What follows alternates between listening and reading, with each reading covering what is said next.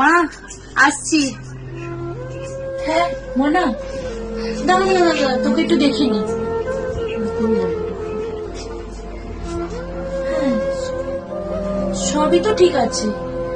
হাত কাটা পড়েছিস? অন্যটা ঠিক করে নিয়েছিস তো? শোন না, তুই একটা কাজ কর, এই নাইট শিফটের ডিউটিটা ছেড়ে দে। আমার না খুব ভয় হয়। এত টেনশন। এত টেনশন আমি নিতে পারছি না।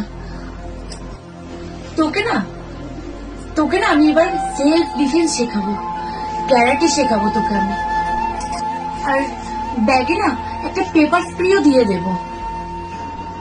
আচ্ছা মা, তোমার কি মনে হয় আমি এই হাত কাটা থেকে ফুলাটা পড়লে, বা এই কোম্পানিটা চেঞ্জ করলে, বা যদি মনে করো ডে শিফট করলে আমি সেফ? কোথাও সেফ না মা মেয়েরা।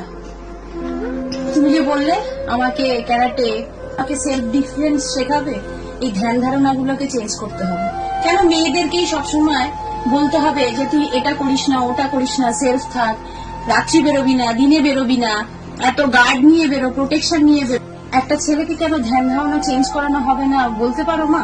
তাকেও তো শেখানো হতে পারে যে একটা মেয়ের সঙ্গে কিরকম ভাবে ব্যবহার করতে হয়, একটা মেয়েকে কিভাবে দৃষ্টি দিয়ে দেখতে হয়। আজকাল ডাক্তাররাও সেফ না মা। যারা ডাক্তারি করতে গিয়ে মানুষের জীবন রক্ষা করছে তাদেরকেই জীবন দিতে হচ্ছে। এইভাবে দৃষ্টিভঙ্গি পাল্টাবে না মা। সমাজকে পাল্টাতে হলে সমাজের মানসিকতা আর দৃষ্টিভঙ্গি